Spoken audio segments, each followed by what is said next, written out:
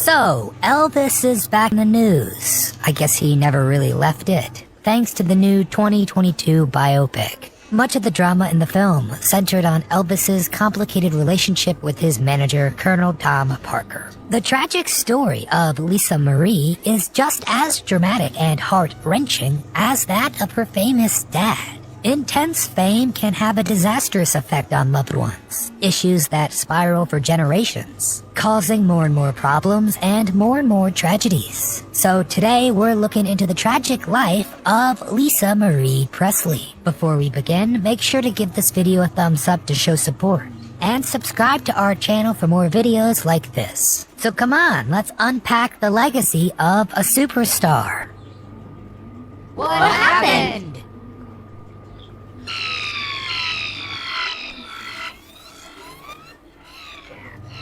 When the music stops, what remains? When Elvis famously joined the military and shipped out to West Berlin, he made it a lot harder for your average Joe to make an excuse to avoid service. Of course, it's now pretty obvious that Elvis's stint overseas was a propaganda stunt, meant precisely to create that impression. So that's where this story begins. At a party at his house in West Germany, where he first met the 14-year-old Priscilla Presley. Her father, like Elvis, was stationed in the service. So what made Priscilla stick out from the crowd?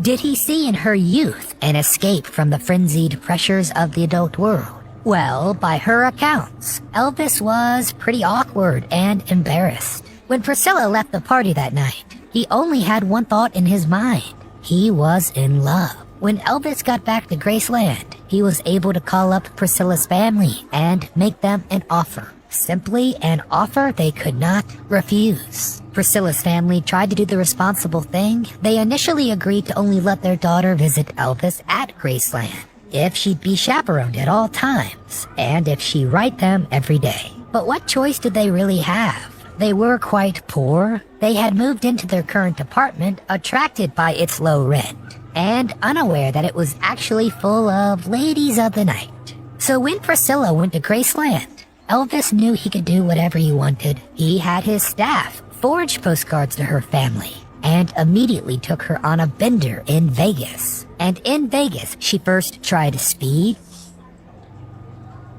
Goddamn! and sleeping pills. Not long after, she was moved into Graceland, waiting to finish up her senior year of high school and begin her adult life with Elvis. But almost immediately, things began to change. She found herself abandoned at Graceland, while Elvis continued his career in Hollywood. He carried on with multiple affairs, convincing her not to believe the reports. What's more, he refused to marry her until his manager basically forced him to, citing the morals clause of his record label contract. When the two married in an 8-minute ceremony concocted for the press, their relationship lightened briefly. The two honeymooned in Palm Springs, but then Priscilla announced that she was indeed pregnant. Well, that was pretty much the end of the line.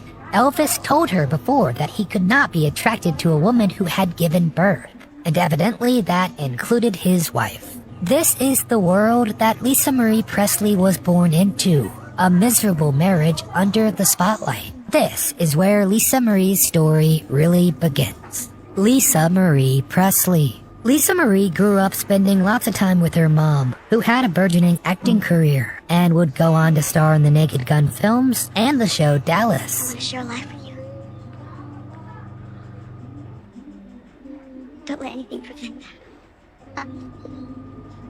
To Elvis's credit, he often tried his best to be a supportive father. He shared custody, and Lisa Marie would spend lots of time at his gorgeous Graceland estate. But the rock star lifestyle just wasn't compatible with being a fun dad. Elvis would party most of the night and sleep during the day, giving Lisa Marie lots of time to whip a golf cart around the property. She did her best to entertain herself during these times. She soon grew to prefer this lifestyle to her time at her mom's house. Priscilla began dating minor actor Michael Edwards, who would drink to excess and become inappropriate with Lisa Marie. So that's the world she grew up in. Well, in 1977, things got worse. When Lisa Marie was 9, her father, of course, tragically passed away. The next few years passed in a blur. She inherited basically her father's entire estate, shared at first with her grandparents, who died a few years later. She also seemingly inherited her father's drug problem, going into self-destruct mode, abusing almost every drug she could get her hands on. Lisa Marie did her best to pull herself back and tried to get a normal job in an office, but leave it to the paparazzi to just not leave her alone. When she was 17, she became involved with Scientology, a group that her mother had long been affiliated with, and that she thought could help her with her substance issues. Well, it turns out they would, but for a huge price. She had a brief marriage to fellow Scientologist Danny Keough, with whom she had a daughter and a son. She became good friends with stars like Johnny Ramone, Alanis Morissette, Rob Zombie, and Billy Corgan. Amidst all this chaos, in 1992, she met yet one more musician, a man who would somehow make her already insane life even crazier. That man, well, that icon was Michael Jackson. That's the moonwalk. Did you catch it from the sideways? The king of pop.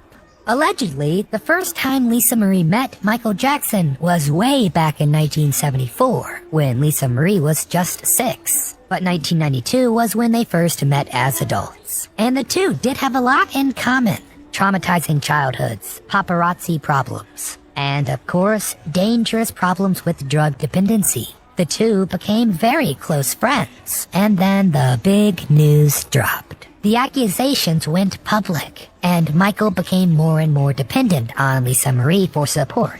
In 1994, the two married. Here, too, is another eerie repetition of her father's legacy. In 1995, the two notoriously gave a joint interview with Diane Sawyer, in which they were pressed about their sex life. What do I love most about him? Everything. He's amazing. I really admire him. I respect him. I admire him. I'm in love with him. And no, we don't sleep in separate bedrooms. Thank you very much. Just like Priscilla had to confront the humiliation of her famous husband losing his attraction to her, Lisa Marie, too, had to stand trial for her husband's alleged impotence. And, of course, those terrible accusations. A glimpse of hope. Lisa Marie divorced Michael in 1996 after giving him an ultimatum about quitting his drug use. In the years that followed, she made huge steps towards crawling out of the pit she was kinda born into. She began a music career, originally gaining recognition for eerie cut-in duets with her father, but later with more original material. And she did gain a sizable following. She maintained a healthy relationship with her first husband. He played bass guitar in her band and lived in her guest house for years, even as she had failed marriages with other guys like Nicolas Cage. Or was it John Travolta? I get their faces mixed up. It's like looking in a mirror, only not. And finally, after decades, she moved to England and broke up with Scientology. Through it all, people who knew her called her a passionate person, a colorful character, and a fierce friend. In 2023, Lisa Marie Presley died at the way too early age of 54. The most chilling incident from Lisa Marie's life to me is that interview with MJ. How horrible it must be to repeat the mistakes of your parents, to sink into those same addictions, the same bad relationships. It's worse because you've seen it all before. You've seen where this train ends. In 2003, Lisa Marie released a song called Lights Out with these lyrics. Someone turn the lights out there in Memphis. That's where my family's buried and gone. Last time I was there, I noticed a space left next to them in Memphis, in the damn back lawn. That's been our look at the quite tragic life of Lisa Marie Presley. So now we want to hear from you. Do you blame Elvis for Lisa Marie's troubles? Do you think her marriage to Michael Jackson was authentic, or was it just a cover? And what's the best song Lisa Marie sang? Get in the comments and tell me all things Lisa Marie Presley. If you enjoyed our deep dive, please give this video a thumbs up. Subscribe to our channel and come back often so we can keep telling you what happened. And I miss her every day.